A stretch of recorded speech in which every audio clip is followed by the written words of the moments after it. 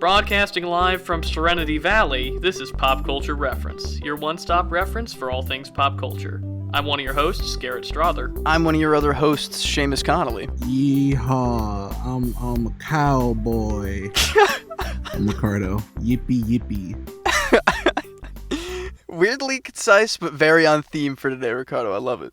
And before we get into news, we just want to give a follow-up on last week's episode. If you didn't listen in, we had my sister, Claire Strother, on as a special guest, talking Fearless Taylor's version.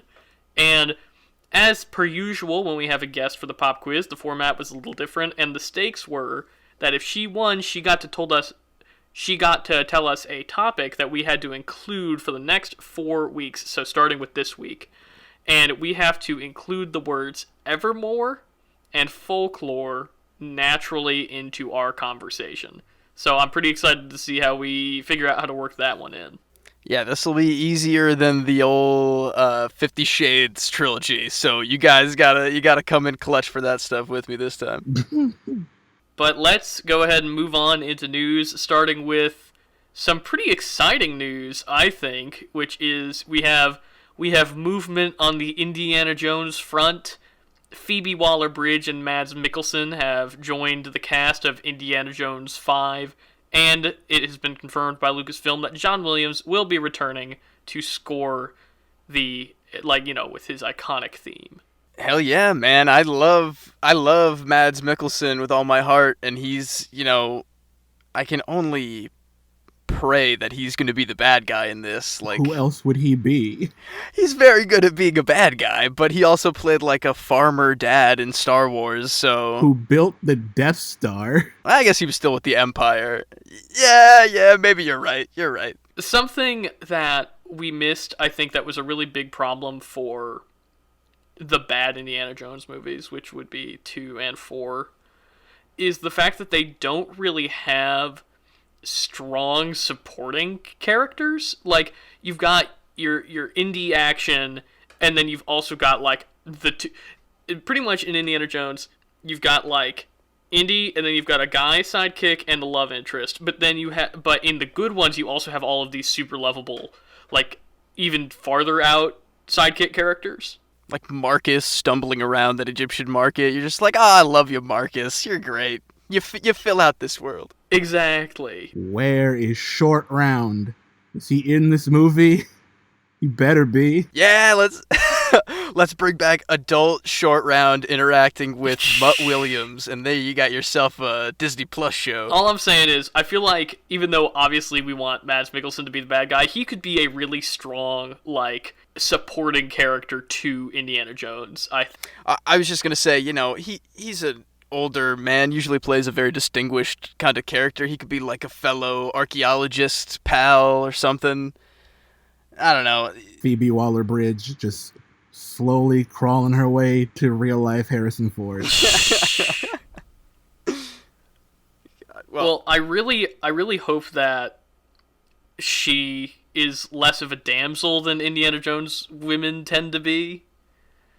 Just that. Because I think Karen Allen fought really hard for Marion to be, a strong woman. And then obviously you've got the whole Elsa twist in Last Crusade.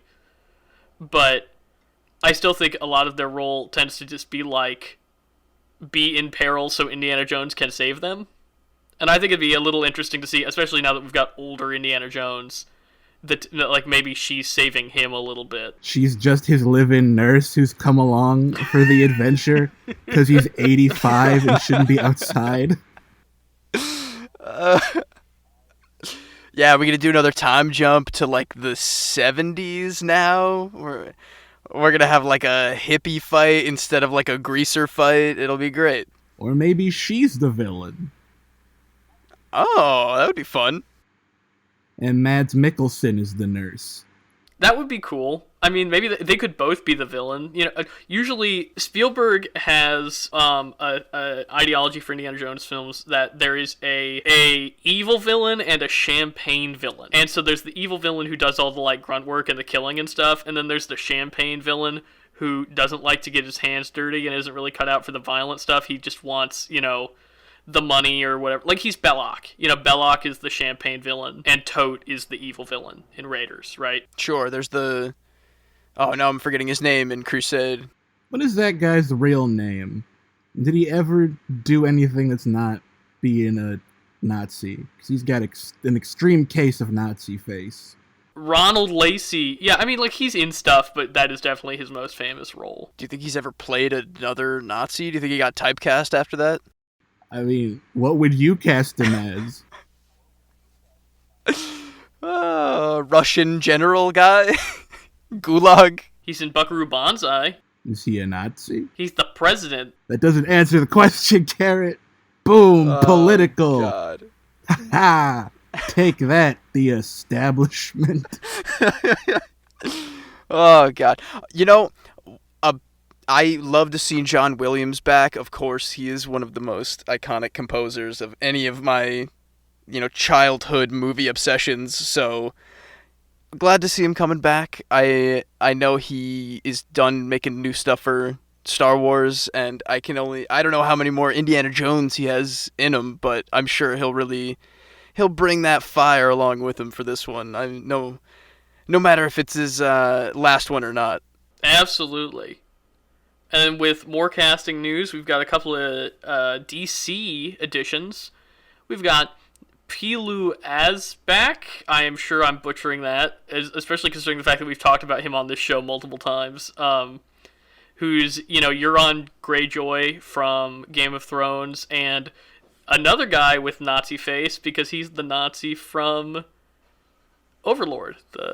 Oh, yeah. I forgot he was in Overlord. And so, I mean, did I say he's in Aquaman 2? Yeah, he's joining the cast of Aquaman 2, which, I mean, I'm again assuming villain, because he's got a formidable figure and seems to like aquatics. I'm trying to think of Aquaman villains they haven't already used. That last one was so bloated. There's only one movie. Did they burn them all already? That's the only new DC Snyderverse, whatever thing I haven't seen. They shoved Black Manta, Ocean Master, The Trench, that prehistoric dimension. I mean, they've got theoretically a whole universe of DC villains they could pull from, right? I'm sure they've got some interesting villain they've got in their back pocket ready to use, but I gotta watch Aquaman 1 first, I think. There's so much buzz, like weird news around Aquaman 2. I gotta get to it. And then something I think that we're all a little bit more excited about is Lucy Liu is stepping up to join Shazam 2: Fury of the Gods as the goddess Calypso, sister of Helen Mirren's character. Awesome. I really like Lucy Liu. She does cool and funny things. I don't know. I think it's the Fury of the Gods. Is she gonna be a villain? She's a goddess. Yeah, I'm assuming that we're gonna have Fury of the Gods implies to me that we're gonna have several gods stepping up to the plate to take on Shazam and his crew. So I'm excited to see where this goes. Where is Mr. Mind? I was promised Mr. Mind. Oh, that's gonna be the biggest Thanos payoff of them all, dude. I'm here for it. I really want the Thanos of the DC universe to be Mr. Mind. Yeah, I mean, I'm excited for this movie. I'm afraid that after Shazam 1's success and critical acclaim, that it will not be allowed to be replicated because too many WB execs will get involved and there will be too much money thrown at it. Oh, God, I hope not, but fingers crossed Shazam could just fly under the radar before it gets, picked apart. Coming up next, we've got the Cartoons short series being revived for television. Ricardo, I think you know a little bit more about the history of this series than we do, so if you want to fill us in. Yeah, sure. The original Cartoons was a short series, I think, back in, the 90s.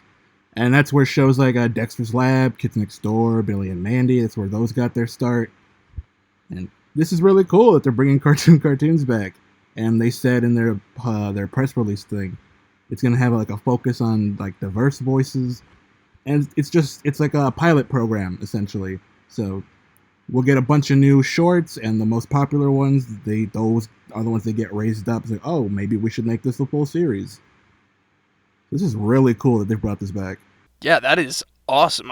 I'm sure we're gonna get some like really amazing new stuff from Cartoon Network over here. That's really awesome to hear. It seems like a lot of organizations right now are taking chances on, unknown filmmakers and really prioritizing making sure that the voices that are given shots are diverse. You look at something like Pixar Spark Shorts or what's the new Disney Plus one that's very similar, of like 8 unknown filmmakers getting the chance to make their own shorts. And so I'm really glad. I think it seems like they were ahead of the curve on this one already by doing it that long ago, and it seems like the perfect time to bring it back. Especially with the technology now, because they can actually like get online polls and stuff. Like, all right, which one do the people really want, instead of just kind of like a guess, like what got the most ratings that day. Yeah, I think that's very true too, and like the availability of streaming to actually compare them quickly and easily and have access to them in a way that they would not have in the 90s. Yeah, well, maybe this is real cool. We're getting the groundwork for some new classics, another Powerpuff Girls, another Kids Next Door. Next up, we got a little bit of HBO's The Last of Us series news. Gabriel Luna has been cast as Joel's brother Tommy. Gabriel Luna seems a little young to me. I guess Pedro Pascal, he's probably not that much younger than Pedro Pascal. But we liked him in Terminator, I think, yeah. Yeah, I was going to say, that's really the only thing I know him from. I don't remember Tommy doing a whole lot in that game, but it's a series. Do what you want. Yeah, sure. I'm sure they're going to put him in, like, Logan-style, like, hard life makeup on their faces anyway, where it's just, like, wrinkles and cracks. So they're going to make him look right, I'm sure. Tommy, while not maybe being a huge role, is a very important role. Like, he's the impetus for a lot of the stories. Yeah, the first, 15 minutes of that game, Tommy's, the biggest badass. Mm-hmm. Yeah, exactly. And then, he's ultimately... I don't want to get into spoilers for The Last of Us too much, but, he's really, in a lot of ways, the reason that Joel and Ellie end up being connected. Yeah, that's true. And I haven't gotten too far into The Last of Us 2, but I know he... sticks around for the sequel. I'm not sure how much he has to do, but he's got another pretty dramatic opening. That much I know. So, this seems like good casting. I'm excited to see Gabriel Luna get more to do, and we've also got another piece of confounding Last of Us news, which is that apparently a Last of Us remake is in development. Is Last of Us poised to be the GTA 5 of these new generations, guys? Not that GTA 5 isn't the GTA 5 of next gen. Who wanted this? We got the game already. It's not even that old. It's been remastered. It's been upgraded on the remaster for the PS5. It's not that old. Yeah, they went all out, I'm pretty sure, to make this game last long. They don't need a remake. It's very confusing. Yeah, I was gonna say, doesn't it already run 4K 60 frames? The only way I can see them trying to do a remake is if they remake it so it's closer to the show. Oh, which God. is really dumb. Yeah, or do another perspective of it, but there's already a couple of pretty important perspective switches in the first game anyway, so I don't know. It's Tommy's story. I don't know. That does actually sound kind of good to me. But, this is a pretty transparent cash grab, I'd say. And from what I've read, it sounds like Naughty Dog is pretty, surprisingly not going to have any next-gen PlayStation games coming out soon. So I think this is maybe a scramble to stay relevant and kind of filled that income void. Think about Shadow of the Colossus. Shadow of the Colossus wasn't really that long between the remaster and the remake for PS4.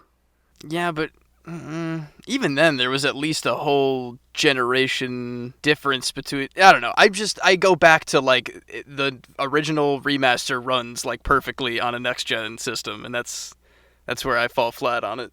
Yeah, it's really confounding, but I think we'll have to see what they do with it to really give it any judgment, because the only thing that's really been confirmed is that there's a Last of Us remake in development, not any developmental details beyond that. So if they put a fun twist on it, I'm open. I'm not gonna play this Last of Us remake, but then again, maybe I will. Who knows? You're gonna play it for the show, Seamus. Oh, that's true. We're slaves to the Naughty Dog process. And just like actual Naughty Dog employees. Oh, jeez, Louise. Got 'em. Take that, the establishment. Take that, unions.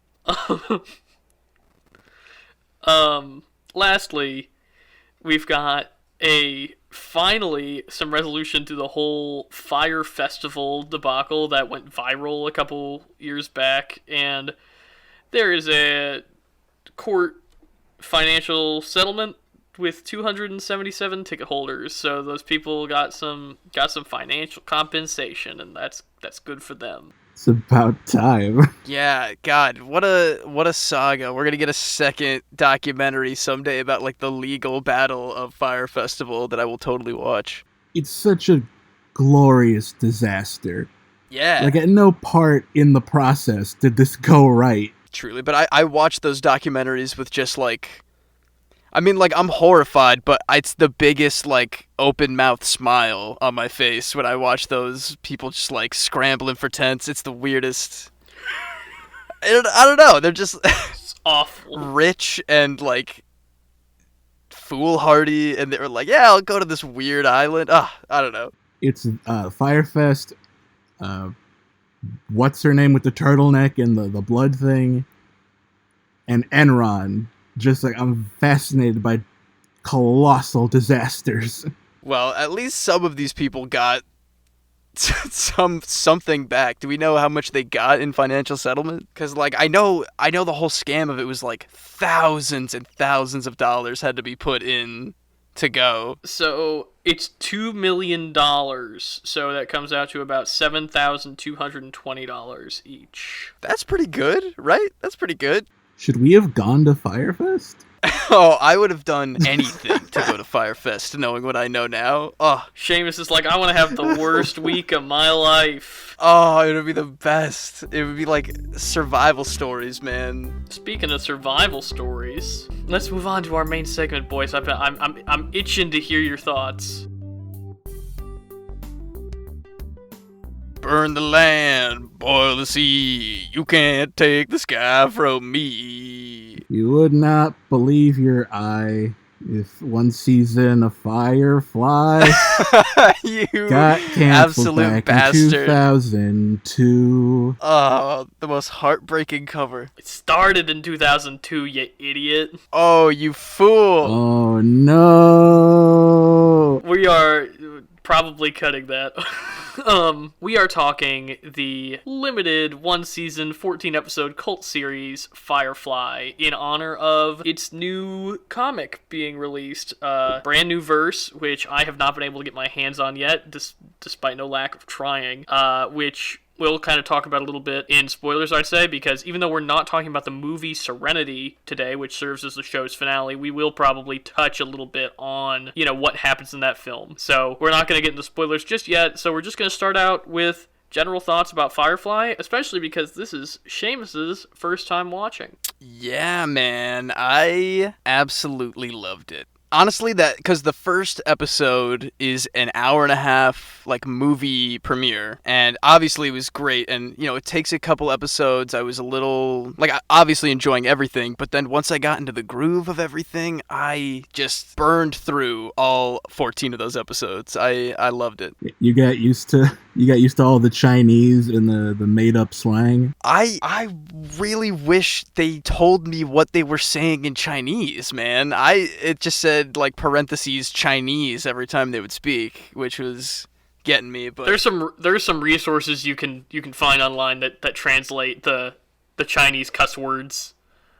Oh, lovely! I'm into that.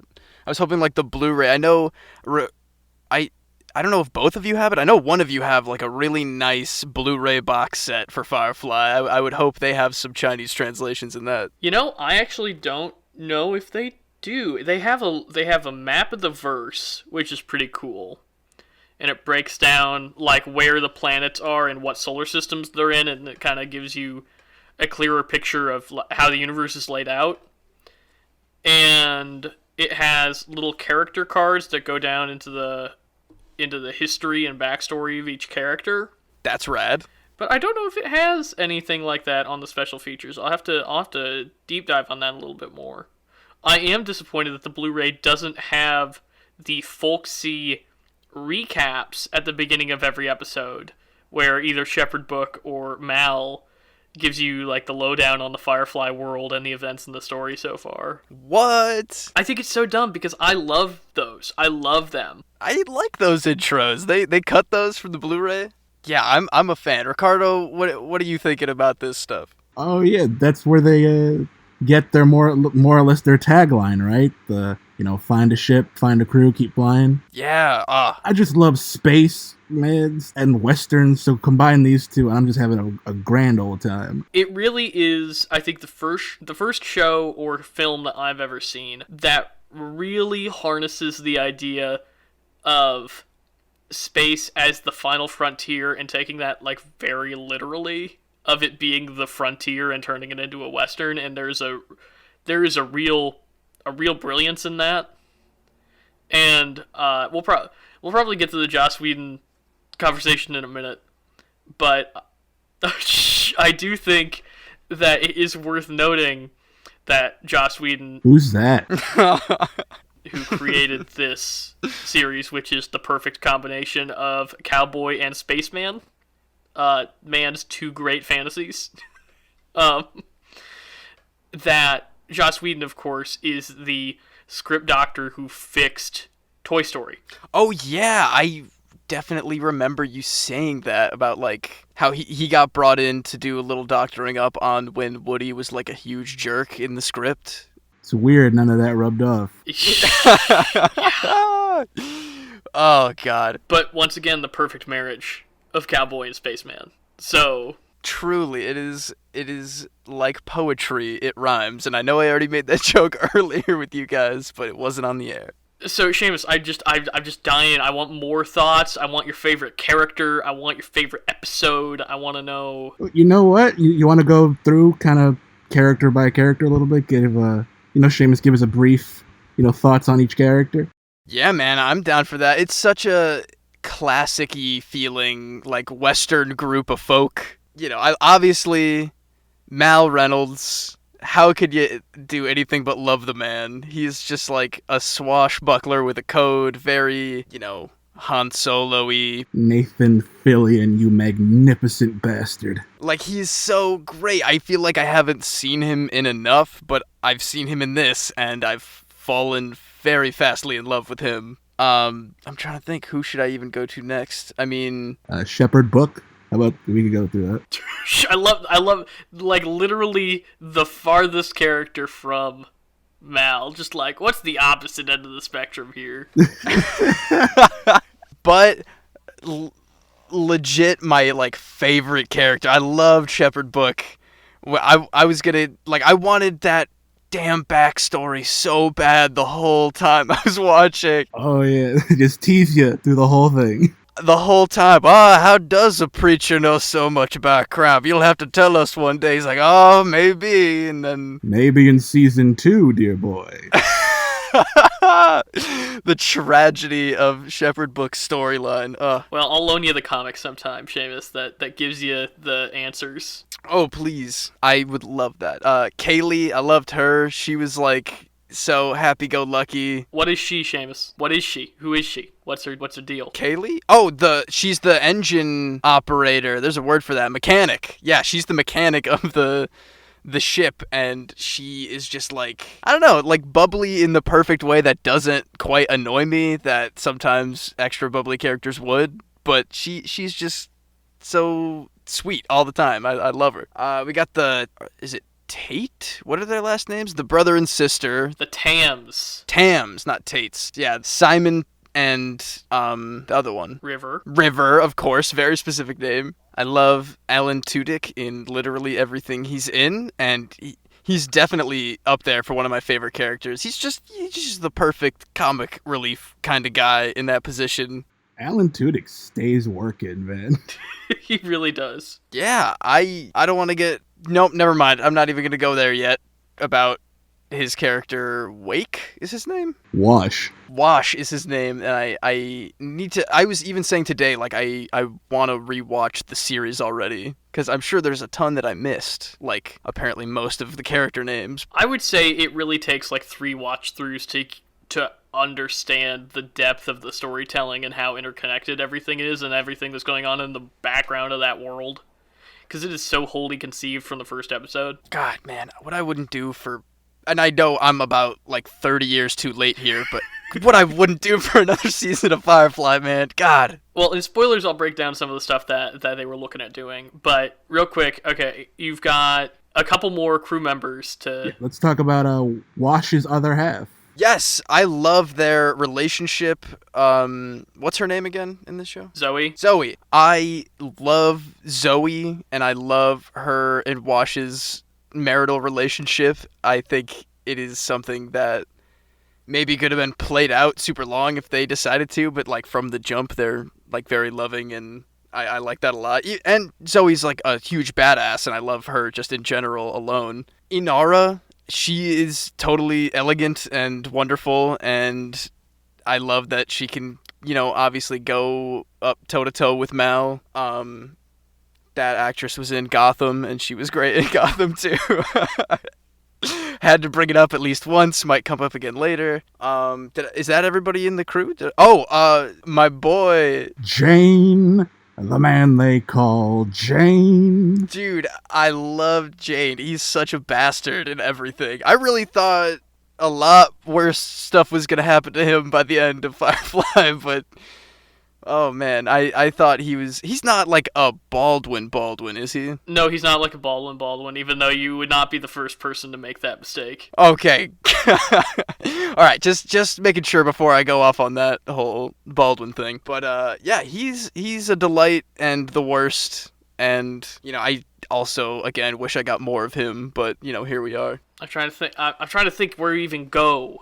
Because I really want to start getting into specifics, so I think maybe we just call spoilers? Yeah, I think so. I mean, yeah, I don't know if you guys even need to say, like, how much you like Firefly and your non-spoiler stuff for people to get it, but... I mean, it is genuinely probably my favorite series. Wow, ever. Like, I adore it, and I've loved it. I mean, I remember my parents had just finished Buffy, so this is right when Netflix... This is back when you still had to put the disc in your Wii to watch Netflix. Ooh, yeah. So, like, we're looking at, like, 2011, 2010, something like that. And they just finished Buffy, and so they were looking for a new thing to watch, and it was like, because you watched Buffy, you should watch Firefly, and I got down there in the middle of, like, the 4th episode, and was hooked immediately on it, and have adored it since, because... I mean, I'm a huge sci-fi guy, I'm a huge Western guy, and I think ignoring the fact that it's only 14 episodes, there are very few series that are so wholly conceived from the first episode, and that includes, like, Buffy. Even shows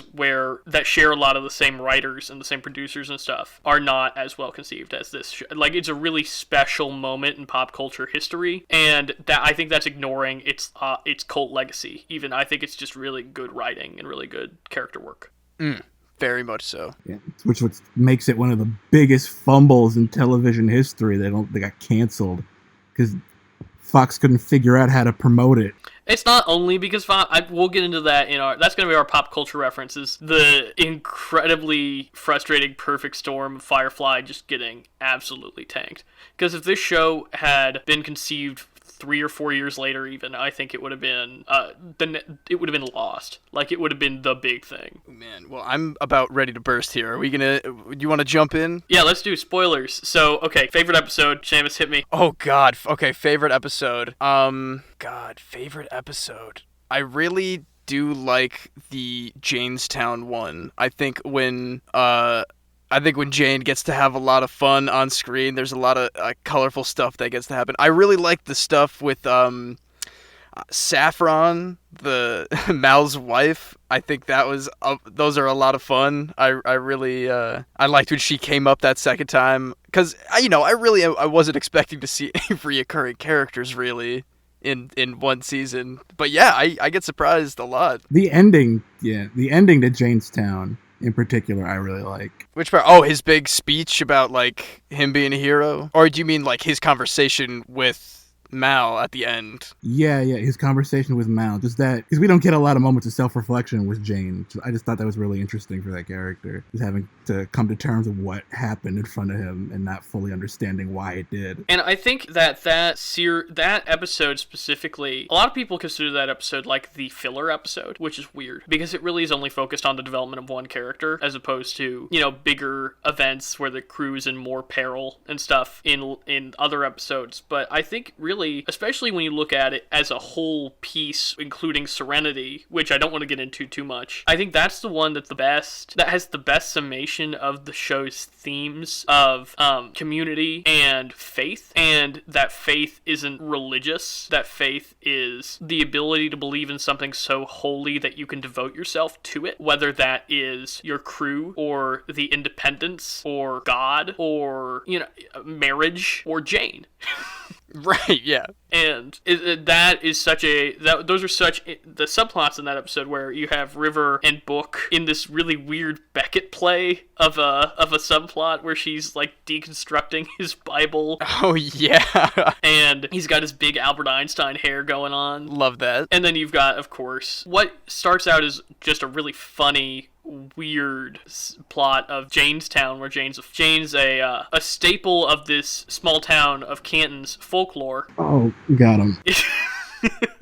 It turns it into something really, really heartfelt and the biggest character moment for Jane in the whole series. The biggest character moment for Jane is that episode where he wears that hat. Thank you very much. I've got that hat in my room. Really? Like the knit hat? Mm-hmm. Yeah, you tell me you don't want one of those right now? No, I'm saying that in like, that's awesome. Like, that's totally dope. I want one of those jackets. Yeah, you want to get yourself a brown coat? Yeah, honestly, that was one of my favorite like fashion pieces of all of this is Mal's coat. Honestly, his whole getup, I was thinking about just like, it's very, Nathan Drake, Rick O'Connell, Mal Reynolds. Well, I wanted to talk about that with you, Seamus, because as somebody who you played Uncharted, obviously, before you watched Firefly, and they do not even try to hide the fact that Firefly is a huge influence on the Uncharted series.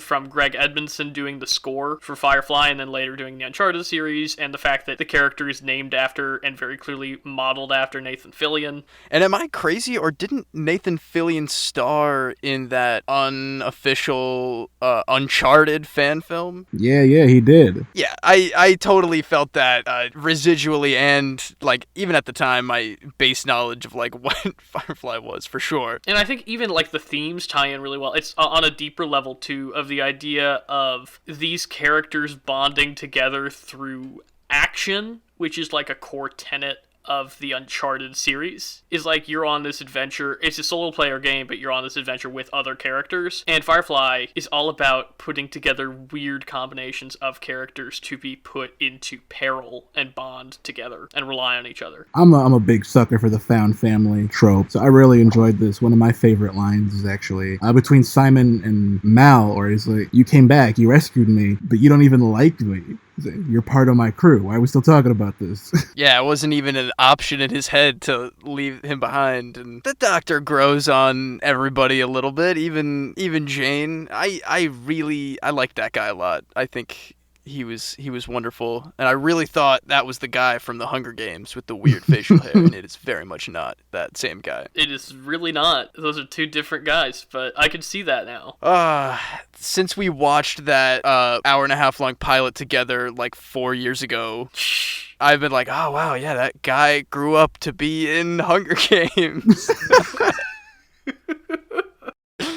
Oh, so wrong. Zac Efron is little baby Simon in that one episode, huh? Yeah, his acting debut. Zac Efron. Firefly was his debut. Wow, that is wild. That is so strange. I want to talk about also from the same episode that Ricardo was just mentioning, which was the first episode I saw, Safe, where the Tams are kidnapped by hill people. Yeah. I love that even in the future, in space, we still got friggin' redneck hillbilly people.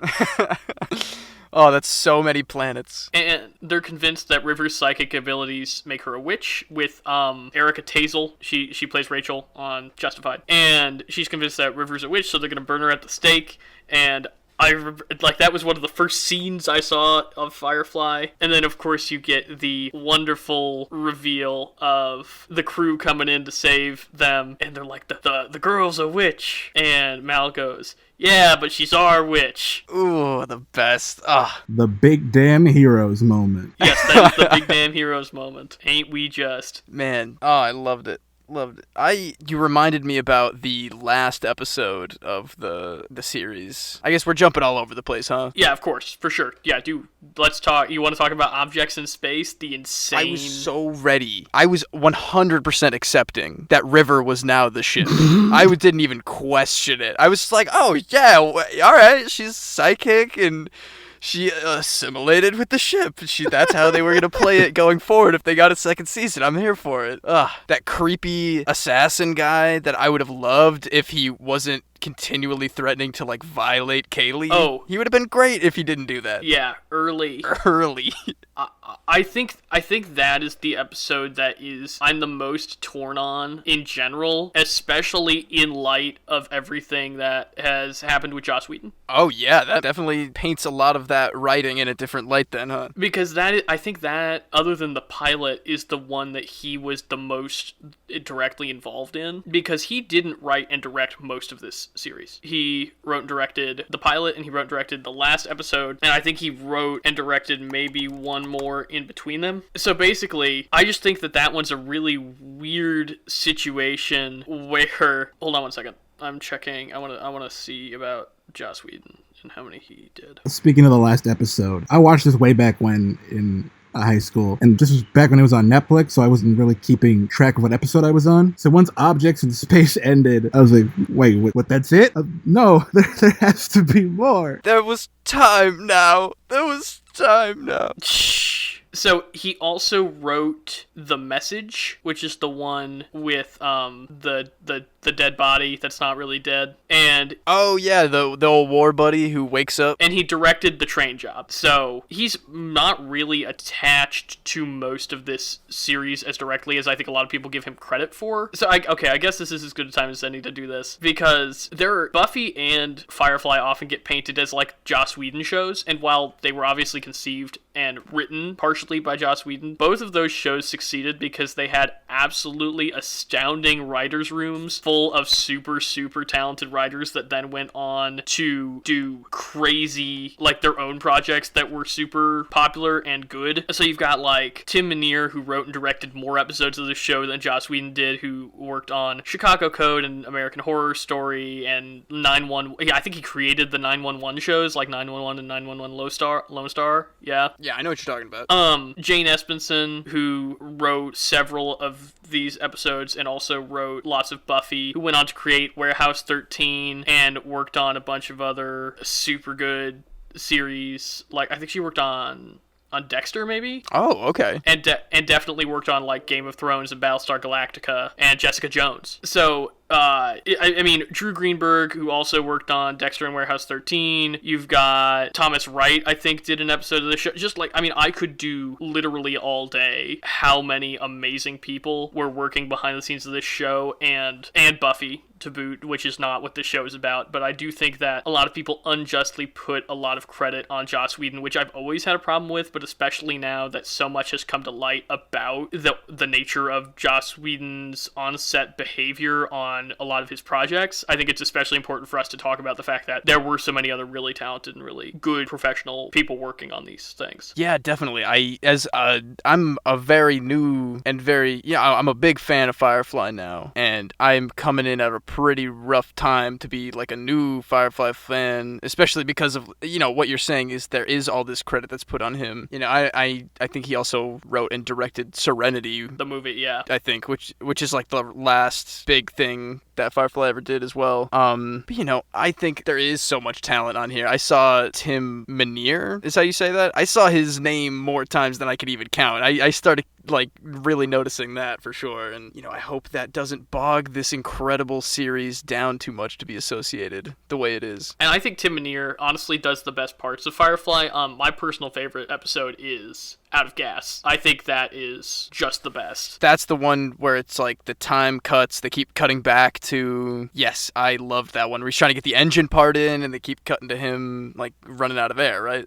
Yes, and they said, I don't know if you caught this, Seamus, but they set that up for multiple episodes. Even in the pilot, she's like, I would really love a new catalyzer coil, and he's like, we can't afford one, so you gotta make it work. Oh man, I did not even realize they were talking about the same engine part. Mm-hmm. Wow. Hell yeah. So they're working on that episode for a long time. That's the thing, that Firefly, once again, I think is ahead of its time in that it is really focused on serialized storytelling, on setting up several episodes in advance, things that come back later. Oh, this would have blew up on streaming. Mm-hmm. Oh, God. If only. And so you see a lot of things, actually, that are getting set up that don't even get paid off at all, even in the movie. Like... Books Passed. Books Passed, for sure. That's the most obvious one. Damn it. Anara has that vial. Oh, yeah. Of something that she's going to inject. I read about some, like, canceled storyline where she was going to be, like, terminally ill or something. They were going to play out. Yeah. And a lot of her cryptic dialogue actually really leans into that. Yes, it does. And a lot of people throughout the series ask her why she's on Serenity, and she essentially answers without answering that that's why, but you only really realize that if you know that storyline is working in the background. So without it, she's just a cryptic weirdo. Yeah, it just makes her look so much weirder in the 14 episodes. I'm trying to think. I mean, Train Job, really, really good, I think. And we'll talk about this a little bit more in our pop culture reference, but it had to function as a pilot, essentially, because it was the first episode that was actually aired on Fox. And we'll talk about that a little bit later in the pop culture reference, but I think it does a really good job at being a pilot, even though obviously anybody who's watching this show now should watch it in the correct order, which I think most streaming services have it in. Not that anyone but Hulu's probably going to have it again because it's owned by Disney now, but I'm trying to think. Other good episodes. We could talk about the Reavers and everything involved with them. Man, yeah. Yeah, we should... that is the end game of Firefly, obviously, and there are certain revelations about the Reavers that come to light in Serenity that really they're just in the show men who have gone wild on the edge of space and are some of the darkest things I've ever seen in a pre-streaming television era. Yeah, they really... when they give those details about what the Reavers actually do to people, that's pretty harsh stuff. And show you some of it even. Yeah, that's true. Like in the Bushwhacked episode. Yeah. All of them strung up on the roof. So the whole angle they go with, because I like the idea a lot of like, yeah, they just like launched themselves to the edge of space, and enough generations of like crazy inbred psychos just like stayed on a couple ships, and they turned into like a tribe of murder psycho people. But the way they do it in Serenity is just so, I don't know, it takes a little of that out of it for me, of just like that wacky scenario of how that would actually be. Like, that is the real Space Hill people, is the Reavers in my mind. But I mean, there's a brilliance to what it does in Serenity, and I don't want to get too much into it. But again, we're spoiling Serenity here. But the fact that the Alliance is ultimately responsible for the creation of the Reavers, a problem that they refuse to deal with, and there's a lot of really interesting implications to that. They've said, I think, that would have been the end of season 2 of Firefly, or maybe season 3 is the revelation that the Alliance created the Reavers inadvertently. God, yeah, that's maybe what it felt like to me when I was watching the movies, that it felt a little thrown in there halfway through the movie. They kind of dropped that on you, but now, those characters that die in the movie would not have died at that point in the story. I feel so bad for those characters. But I mean, they're trying to navigate some of that. But I mean, let's talk about they send these characters through the ringer. There is hardly an episode where one of the characters does not get shot. Yeah, definitely. Or it's sliced open. River just like takes that butcher knife and slices open Jane's chest at one point. Very fun. Literally in the pilot, Kayla gets shot and almost dies. Oh yeah. God. But I mean, like, I think it avoids falling into cliche because of it's not just like there's a crazy guy on the ship every episode and he shoots one of the crew. It's a really clever way to keep different people like incapacitated in order for story to happen, to put these characters in these odd pair-ups, in these odd situations. Like an episode that I actually wasn't allowed to watch by my parents when I first watched the show was War Stories. Oh yeah, this is definitely the darkest one. Yeah, they're really cutting off ears, burning people, slicing them up. That's a great one. And I mean, again, another recurring character. You got Niska there, who is another extreme case of Nazi face.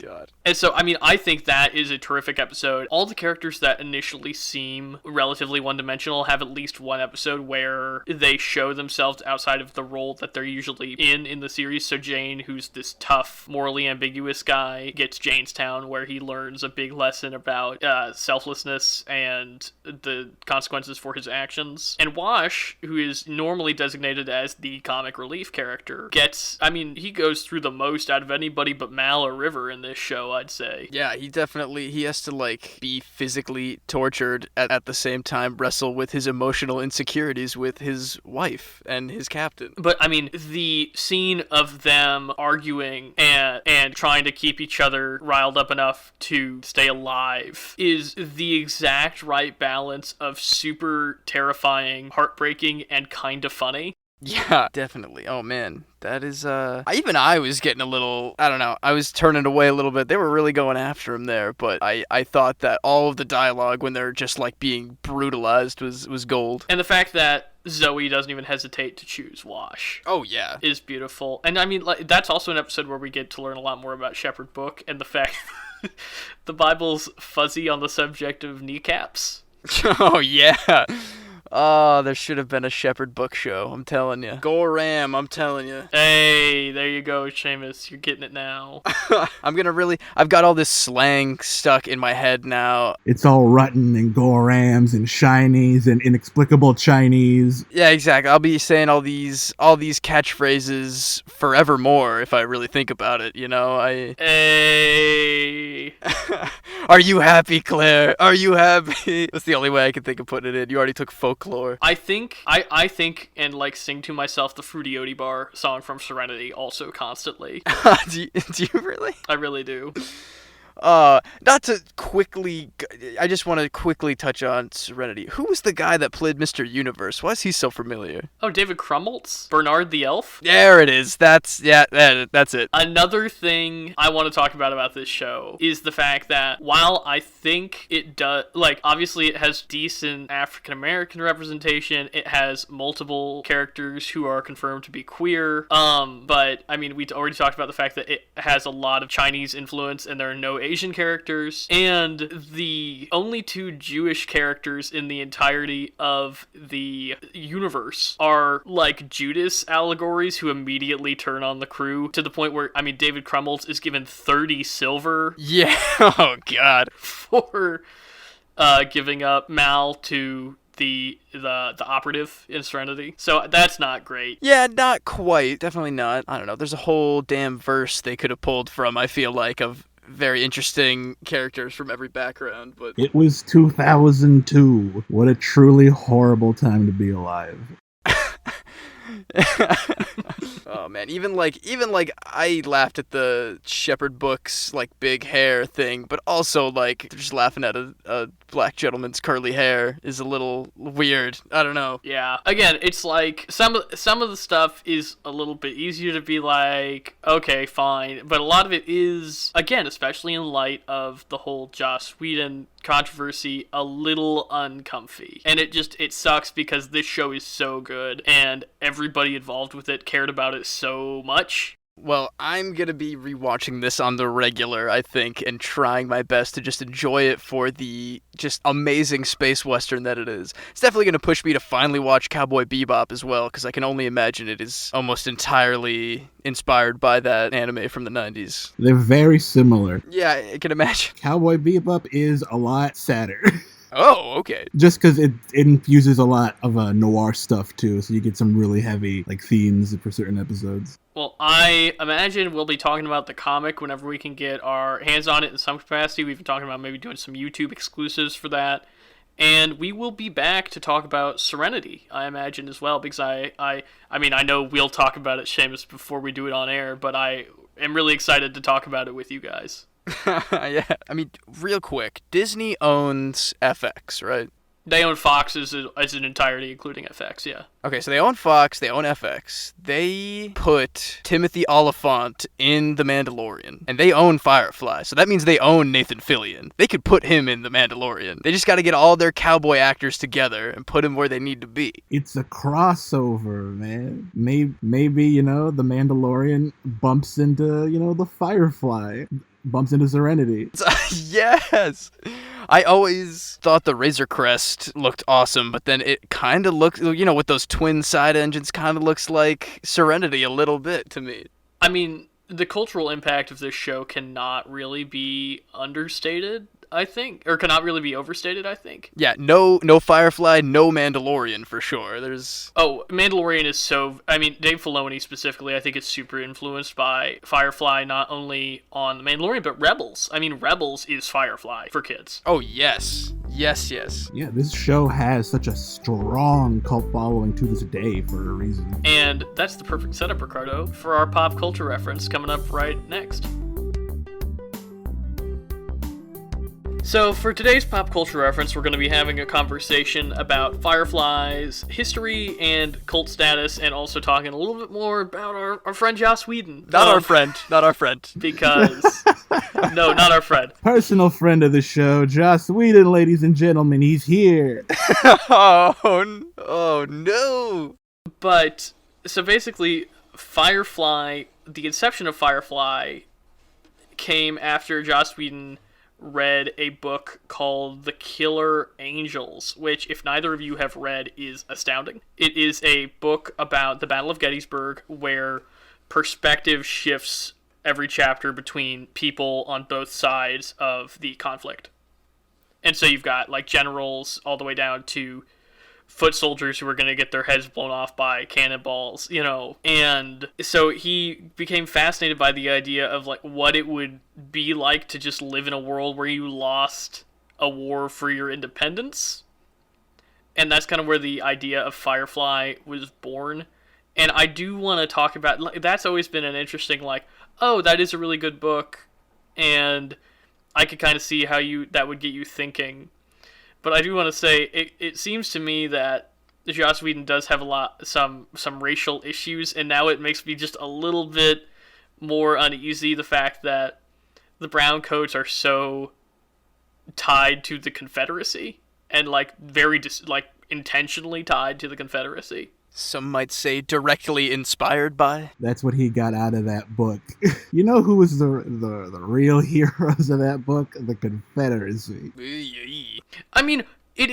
That book is definitely about the fact that, and this is just true, that many of the grunts who fought for the Confederacy didn't really they didn't own slaves, they didn't have particular political stake in the war. They were doing it because it's what they thought they were supposed to be doing. And that ultimately, to fully understand the history of the American South and to understand the history of the Civil War, you have to understand that the working class in the South was also deeply exploited by the wealthy landowners down there. That they died and fought in a war that they were not really going to prosper from that much. It almost reminds me of a All Quiet on the Western Front. Yeah, it's very similar. Kind of the perspective switch over to the Imperial German army in a conflict that doesn't usually get that kind of highlight. I mean, to be fair, in All Quiet on the Western Front, it was written by a German author. So there's a little, as opposed to, I imagine Jeff Shara, who wrote The Killer Angels, probably is a Union sympathizer. Yeah, one would think. But also, I mean, the thing about World War I is, and I don't want to go off on a huge tangent right now, is that World War I is a conflict that was completely unnecessary, and that there were people who did atrocities and stuff like that, but there were no real bad guys, there were no real aggressors. It was just like, everybody in Europe was like, yeah, let's fight. It sounds fun. Yeah, we gotta try out all our new guns and stuff. And so, the Civil War definitely, like, there is a wrong side to the Civil War. Oh, yes. But I do think that it is an apt comparison in that it is definitely about how war tears apart the lives of people who have nothing to do with the stakes of the war. Man, I can only imagine a lot of this war talk is going to get cut, but I do want to steer that back towards Firefly somehow. But, okay, so talking about actual Firefly, I just thought it was pertinent to talk about Joss Whedon in that light, because it is an interesting... The genesis of the show is in a weird kind of place, I think, especially because the Browncoats are so very clearly, like in the right, not necessarily because I don't think the Alliance planets don't have a better quality of life than the Outer Rim planets, but because it's clear that the Alliance is far too involved in the lives of, everyday folk. Almost like an Imperial and a rebellion type of conflict that one might think about. Yes. When Annie and I watched the pilot together, my girlfriend Annie and I watched the pilot together, and she was like, oh, so this is literally just like Han Solo running from the Empire. Yeah, she's not wrong. But basically, the series was picked up by Fox, which Whedon was still, and a lot of the writers from the series and directors were still working on Buffy at the time. And so they were kind of splitting their attention between Buffy and Firefly.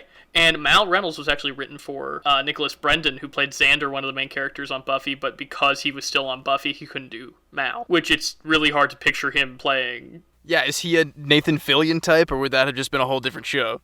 I mean, he could be a charming rogue for sure, but he's not as intimidating as Nathan Fillion, and I think he's too, like, I know Nathan Fillion's really smarmy, but like I don't know if I could buy the kind of tough guy sincerity that Nathan Fillion is able to pull off. I don't know. We got the right choice, I think, and I mean, he's great as Xander. Don't get me wrong. That is I love Buffy. We got to do that Buffy episode, man. I have not seen any Buffy. But anyway, so Fox picked it up, but they decided that the pilot was too long and too boring for people to get into the show. So they said, your second episode has to be your pilot. And so they did The Train Job, which serves as essentially the pilot for the show. And so they reintroduce all the characters. And considering the fact that it's very clearly written to be that kind of pilot, it feels really strong still.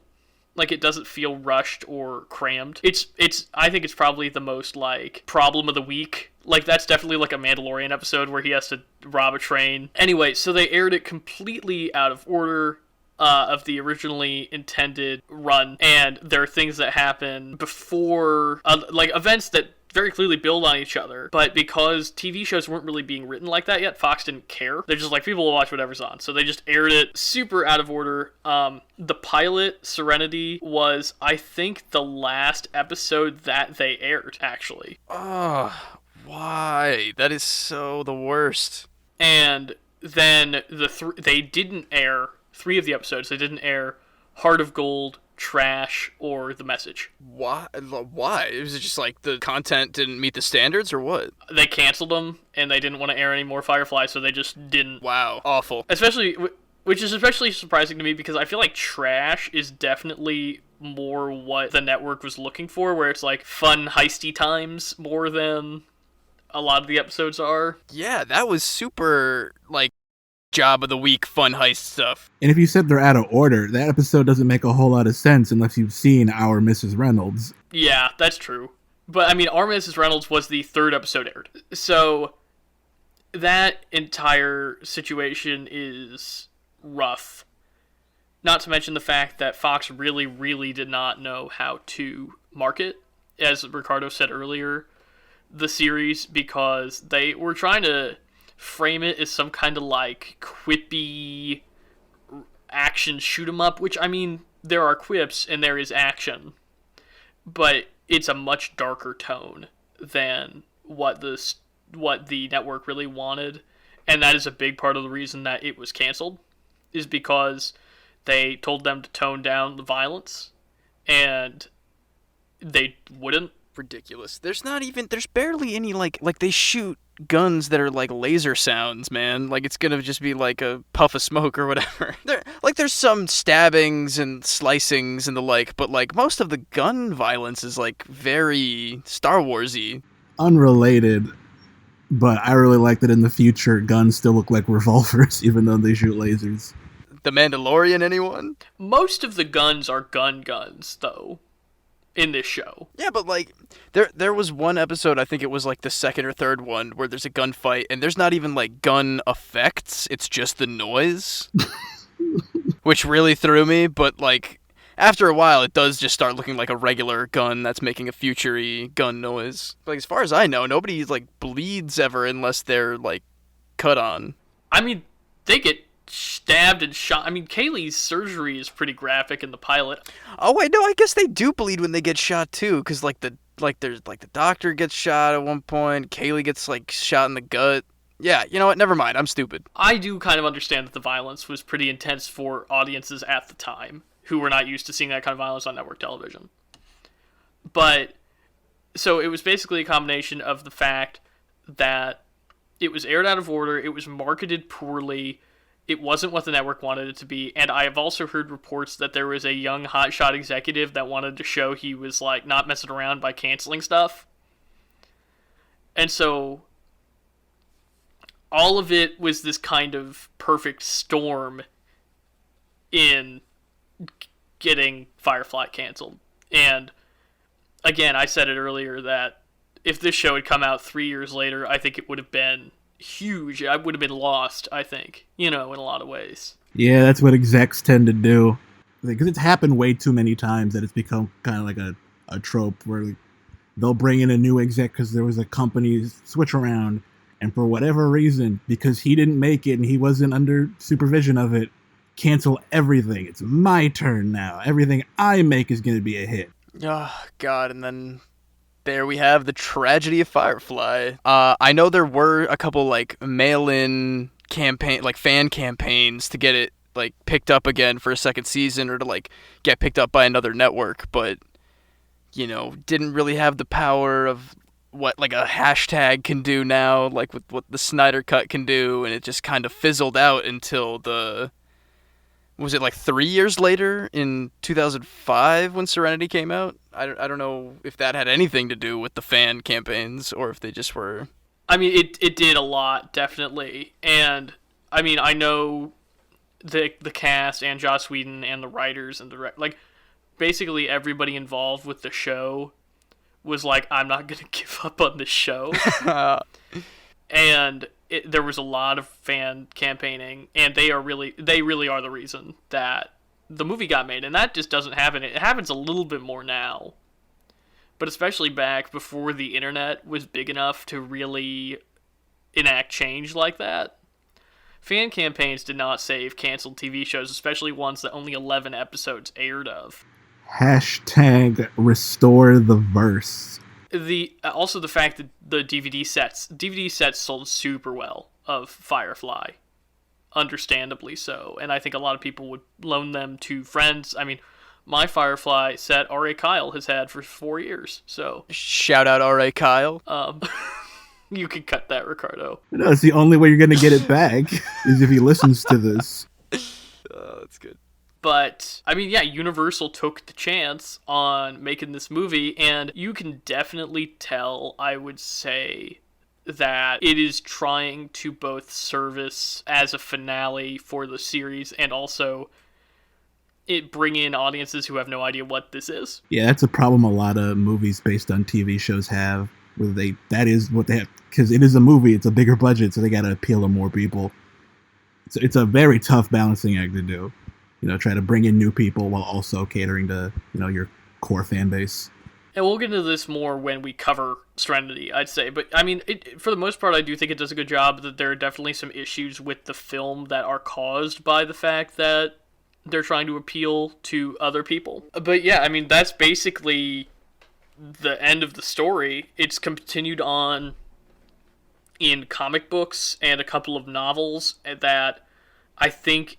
Since Disney bought Firefly, they made all of the stuff that was produced by Dark Horse not canon anymore, and I think that maybe includes the novels. I'm not really sure where those fall. Come on, Disney. Just let us have this. The new Disney stuff's not super good, but I'm excited about the brand new Verse comic, which is the reason we're doing this episode. I mean, at least that shows me that Disney cares enough about the Firefly universe to like do something with it. Maybe that means more content someday soon, which would be lovely if they handled it well, but you know, I'll still read those Dark Horse ones and give them my full belief. I have pretty much come to terms with the fact that I don't really want to see any more Firefly. I would maybe like to see, if anything, the Dark Horse comic, which ended on a cliffhanger, get resolved, and like even if it's just like a one-shot comic book. But I mean, I'm pretty content now because Ron Glass is dead. The rest of the cast is so old. Yeah. I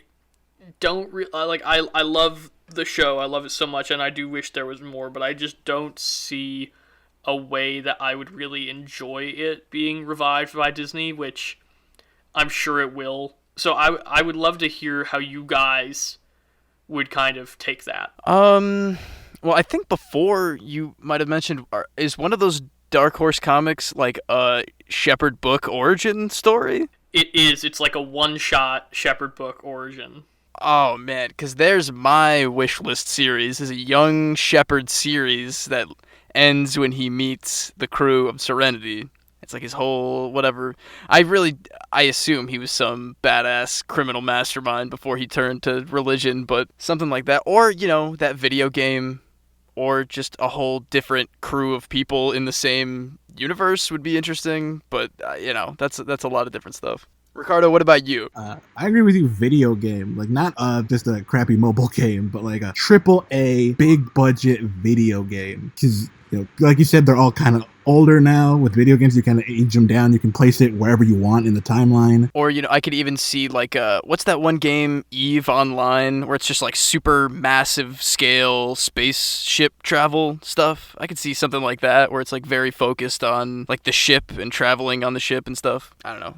I'm new as a fan, so I've got a lot of stuff I would love to see this like molded into, but I think I'm gonna have to check out that book before anything else. It might be a while. If they ever do like a full-on reboot, like a new show, you'd have to get like all new people. I don't think you can bring in some of the old cast as like cameos, but it's got to be a whole different set of circumstances. I think I'd probably rather see that, although the idea of brand new Verse, if they were interested in turning that to like a Disney Plus show or something, could work, which is where Zoe and Wash's daughter is the new captain of Serenity. Oh, that's cool. And so you've got like old Mal and old Zoe kind of playing background roles. That could almost work, I think. But I agree with Ricardo that I'd probably rather just see them do a full reboot at that point. Yeah, absolutely. Same here. So yeah, that's pretty much a really long-winded conversation about the background of Firefly's cancellation and cult status. But yeah, we're going to move on now to our pop quiz. Pop quiz. Okay, folks, here we are after a week hiatus from our regularly scheduled programming and a week where you guys didn't win a single thing. Ricardo is still ahead 9 points to Seamus' 7, and because Seamus won the last time that anybody won, it's gonna be Ricardo's turn to pick the category. So your options, Ricardo, are Indiana Jones 5 or Firefly. Let's go with Firefly. Alright, you boys, you know the rules, but for those of you playing along at home, the first one of you to give me the correct answer to the question wins. If you both say it at the same time, or neither of you can get the correct answer, we'll move on to our other category for our tiebreaker. Okay, the category is Firefly. The look of the Alliance officers might be familiar to some viewers. Their armor and uniforms were reused from what other cult sci-fi property? Starship Troopers. Seamus by a hair. Oh, what? Yes, sir. I'll give you the bonus, too. Neil Patrick Harris was in talks to be the Doctor in Firefly at one point. And that's my little bonus. You said that at the exact same time. Hey, I was first in my cans too, pal. I don't know. Look for it in the edit. Just so everybody heard, the correct answer was Starship Troopers, that the Alliance uniforms were used over. So yeah, Seamus, is this actually your comeback streak? Because you are only one behind now. This is either 2 or 3 real weeks in a row, besides last week of my crushing defeat. So we'll see, Ricardo. I've only ever been ahead of him like once, I think, so I'm pretty excited. I feel like it was like right at the beginning. I feel like you were at 2 and he was at 1, and he just overtook you and never looked back. Oh, my confidence peaked at like the second question. All right, now let's move on to Howling Commandos.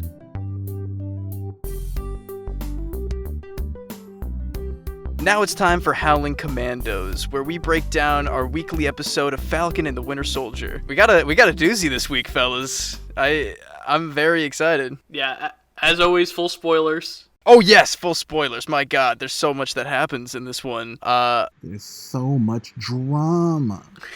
There really is. There really is. Frickin' John Walker's getting his comeuppance earlier than I thought he would, if I'm being honest. I thought he was going to get protected for a while. Yeah, which, the opening of this episode, let's talk about that. The intro, like kind of the direct aftermath of the beatdown is what you're talking about, right? Where he's just like sprinting away and just like having weird flashbacks to him being watched. He's still got blood all over the shield. And then we have like a totally, I don't know, it caught me off guard to have an awesome fight scene so early in an episode. But between Bucky and Sam and John Walker, who's like totally tweaking out. Yeah, they corner him. It's like, come on, man, you know what has to happen now. Yeah, right? Ugh. There's no way you can continue to hold that shield.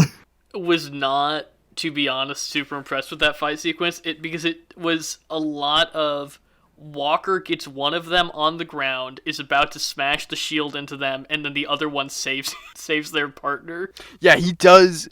His power, his like special move is like that, just like two-handed shield slam thing that he did to kill that other guy, and he keeps trying for it.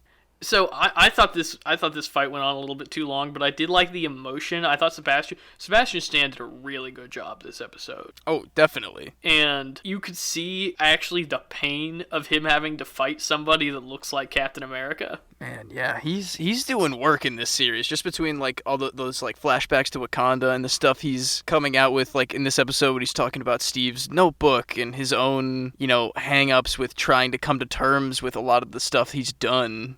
He's doing good work. So, I mean, this is really a character episode, which I loved.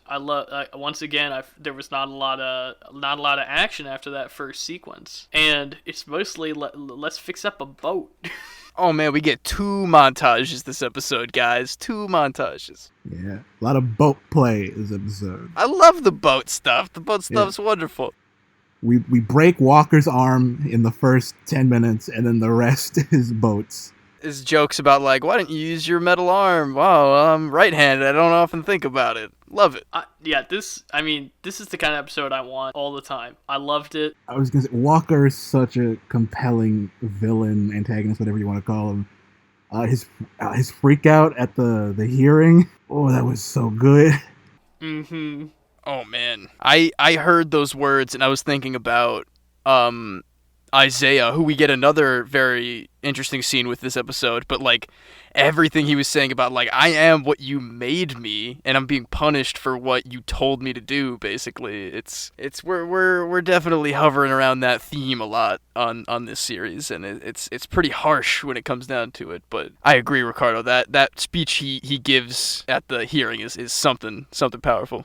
I am so shocked by a Marvel property's ability to so blatantly discuss things like international conflict created by American aggression and the mistreatment of African Americans by the U.S. government as test subjects, and literally completely explicitly discuss it. I mean, obviously you're discussing it under the guise of superheroes, but I mean, the fact that somebody in this episode outright says Americans will never accept, or white Americans will never accept a black Captain America. I was just about to bring up that line because he follows it up with, I might misquote a little bit, but he says, no self-respecting black man would want to be that symbol for people too, which is really harsh to hear. And then we kind of get to see Sam wrestle with what that is. That whole Isaiah sequence, crown jewel of this episode, man, that was incredible. Yeah. Ugh. Heartbreaking stuff. All the more details about his prison time, about how he's experimented on. I saw something posted before I came on here today about the parallels between his story of going to rescue his POW friends versus the scene in the first Captain America where he goes to save his POW friends. 100%. Because in the first Avenger, that is the moment where Steve becomes Captain America. That's the moment where he is regarded as a hero and heralded. Yeah, Tommy Lee Jones is like, this is the guy. And in Isaiah's story, basically that white men are awarded for playing cowboy, for breaking the rules to get the job done, and black men are punished for it. Oh, God. Such heavy stuff here, but I mean, you said it's interesting that Disney would do like so blatantly and openly talk about something like this, but it feels like, maybe a little ironic for the like national global conglomerate that Disney is and represents and like what they do, but it's also almost refreshing to see like the people making this show, they know they have the biggest audience on the planet, so they're gonna like talk about the stuff that they need to talk about, even if it is in context of like superhero stuff. I mean, that's the thing. You have to remember that obviously Disney's a mega corporation, but it's also a mega corporation that is funding creations by artists that have agendas and have things to say and have talent. And, like, I think part of the reason that we are so surprised when we see something like this from a Disney property is the fact that Disney is so famously controlling of its creators that... Yeah, they usually like to play it safe, but there was no sugarcoating, really, for this one. God, it's really wild to see, but I like to see that kind of folded in with the fantasy of Marvel, and how they can make those allegories is incredibly impressive and still very saddening. Yeah, there are some takes out there like, oh, I don't want politics in my superhero whatever's, which there's always going to be because it's been there from the beginning, but especially for something called Captain America. Yeah, no kidding. God, yeah, I was gonna say, do you think do you think they're gonna like get in trouble from like their right-wing audience of like, this is too far, guys? I mean, I said to Annie this morning, I said, I think that, I mean, I didn't mean this in a bad way at all, but I was like, it's almost like Marvel forgot that their target demographic is early 20s white guys. Yeah, God. Good to see him branching out, though. I mean, as an early 20s white guy, I'm all for this. I would like to make that clear. Yeah. But I do expect there to be some backlash on this. But also, I think, I mean, just like how there are moments in this series of quiet that we get because it's a TV show, I think there are also moments that they're able to take more of a chance on politically, if that makes sense. Because it's a TV show with a smaller budget, smaller audience. Mm-hmm. That being said, I want to completely change gears and talk about the Power Broker. Because Julia Louis-Dreyfus is here, baby. Oh, is that your confirmed theory? Julia Louis-Dreyfus is the Power Broker? Is that like, was that name that she said supposed to be like the name of the Power Broker? I mean, I don't know. I didn't look up anything about her. I just assumed we have a mysterious celebrity cameo in the penultimate episode. That's gotta be the Power Broker, right? I'm hoping. I think Julia Louis-Dreyfus is awesome, and she was definitely like slaying it on her 30 seconds of screen time this episode. So Val, I'm into it. If you don't remember the name, it's Contessa Valentina Allegra de la Fontaine. Right. Why do you remember that? I'm looking at a Wikipedia right now. Oh, man. Well, I'll remember Val. And one of her aliases is Madam Hydra. Ooh. Evil Avengers. Oh, so maybe if it's John... So I guess if she's going to John Walker, then it's very possible that they're setting up Hydra Cap then. That could be fun. Because, yeah, Walker already has the serum, right? He doesn't need more. Mm-hmm. I don't know, maybe... Ooh. But he's been disavowed by his government like Tom Cruise before him. No shield, no government powers. He can't go around saying, I am Captain America. He can't say that anymore.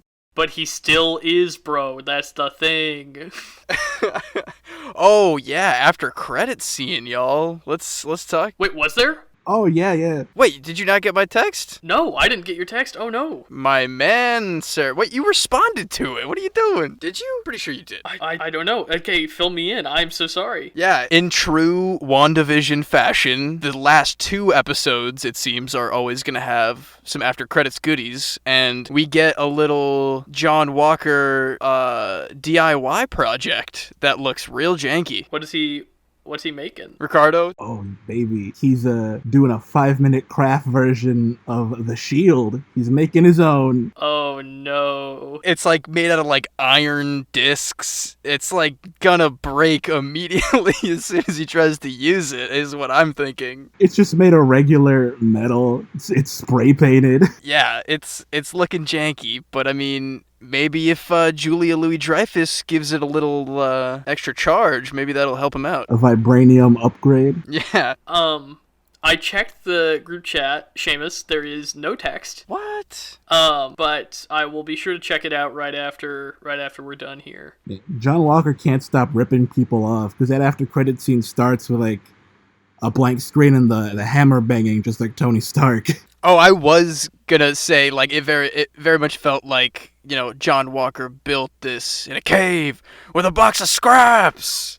You know, very just like bare bones, and I don't know. I can't see that shield holding up unless he gets that something upgrade. Unless he gets some vibranium from Julia Louis-Dreyfus or something. I mean, we're gonna have Falcon's Wakandan Captain America vibranium flight suit next episode. I hate the tease, but I know it's gonna be so cool when it gets paid off next week. I'm excited about it.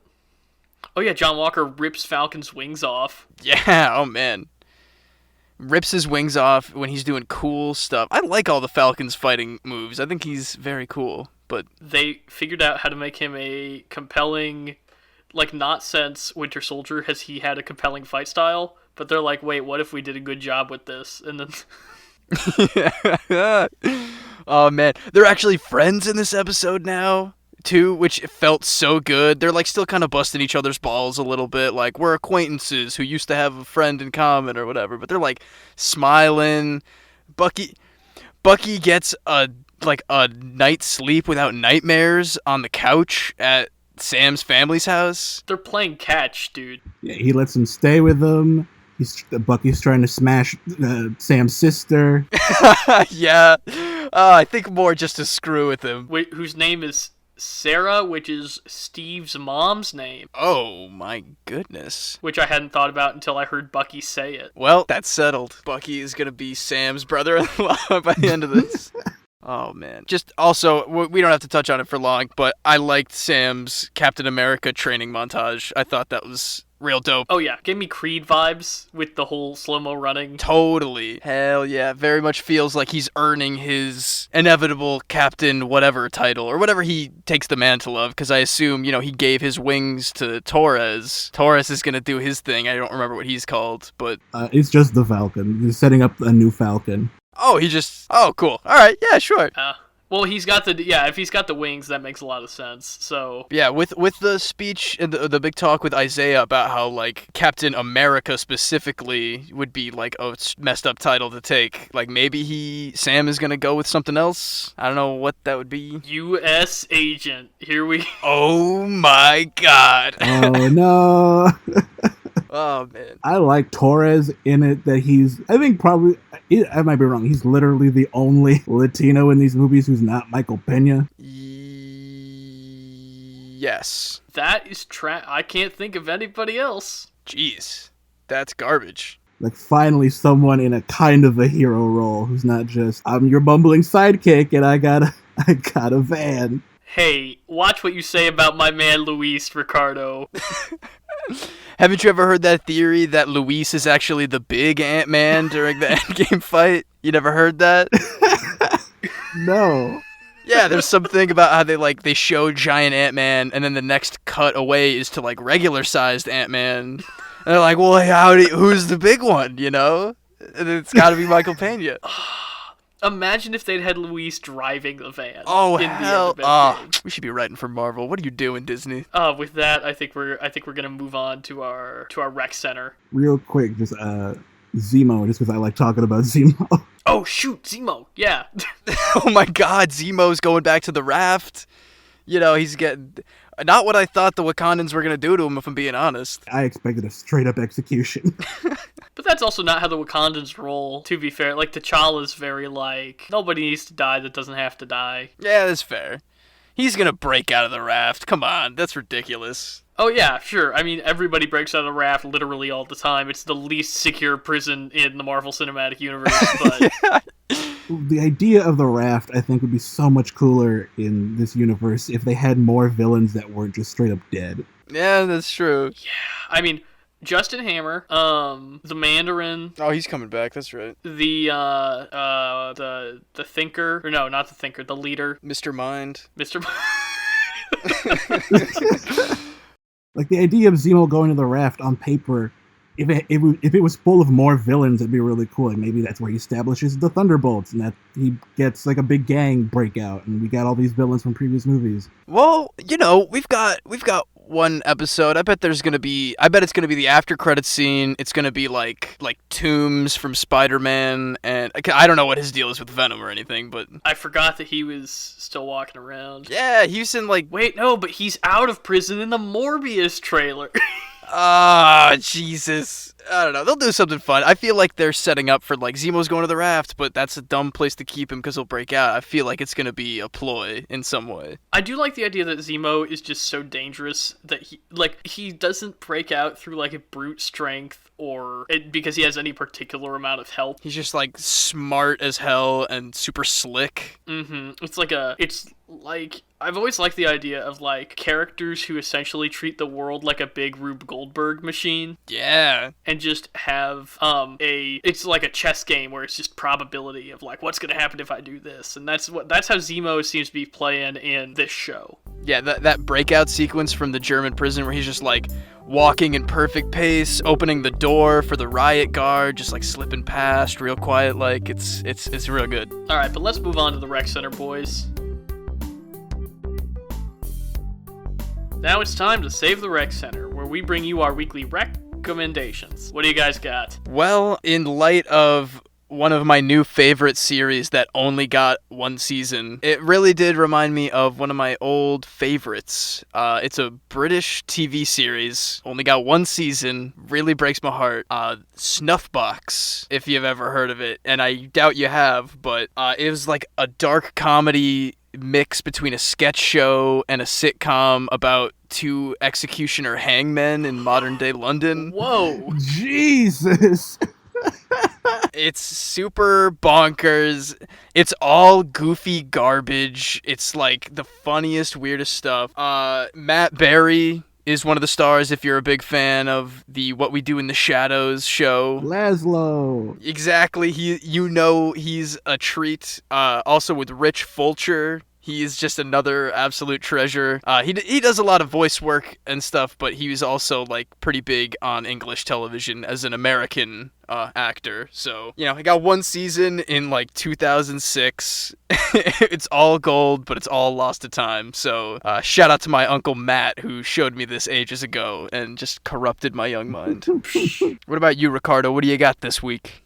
You know what? I guess this is kind of a rec center in a roundabout way, but I was lucky enough to see an advanced screening of In the Heights, and I can't express how much I love this movie. The cinematography, all the dance choreography, perfection. The musical numbers, all straight bangers as per usual when it comes to, you know, Lin-Manuel Miranda, and just the emotionality of this movie just really gets me. I was crying at the sad parts, crying at the parts that weren't even sad. It was just a lot of pride. I don't know, I love this movie. I love it so much. Check it out when it comes on HBO Max in like June 11th, I believe. I was gonna say, I watched this one too, but I love the idea, Ricardo, of you rec centering something that nobody's gonna be able to watch for 2 months. This is just the pre-approval of Salgado over here.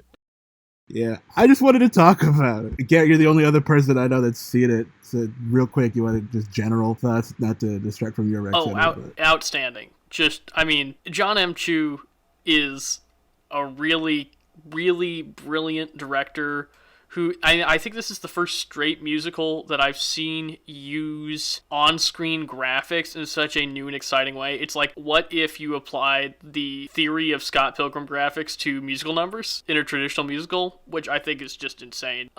Really compelling lead performances, really banging songs, a runtime that's a little bit lengthy, but I mean, I'm glad that I got to spend as much time with the characters as I did. So, like, definite cosign on your rec center, Ricardo. Really, really good movie. Yeah, I definitely can't wait to check that one out myself. I missed that advanced screening because I am a forgetful little bastard, but I will make sure to catch it when it comes. I know, Ricardo, you've been anticipating this movie for years now, so I'm glad it lived up to the hype.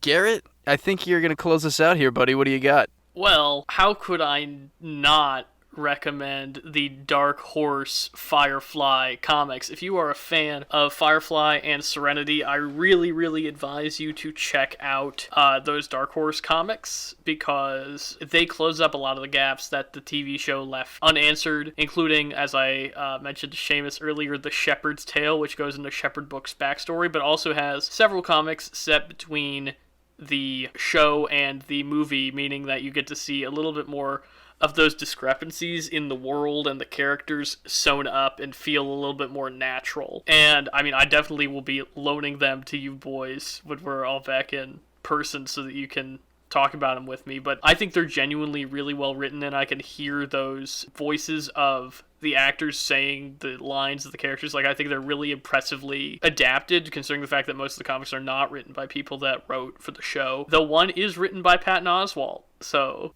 Oh, that's cool. Yeah, man, I will definitely take those off your hands and give them a read. I need more Firefly content as it is now. So yeah, I can only imagine that those are a lot of fun, considering just how content hungry most of anybody who's a Firefly fan is. So. That wraps us up for this week's episode of Pop Culture Reference. If you want to reach the show, you can tweet us at PCR_podcast, find us on Instagram at that same handle, like us on Facebook, and email us at popculturereferencepod@gmail.com. Next week, we're covering Mortal Kombat, coming to HBO Max and theaters. We'll see if it does the kind of numbers that Godzilla vs. Kong is doing, or if that was a fluke. Yeah, can't wait. I'm very excited for Mortal Kombat. I'm very, very much looking forward to it, boys.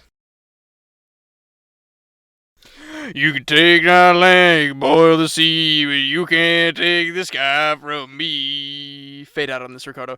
You can't take the sky from me.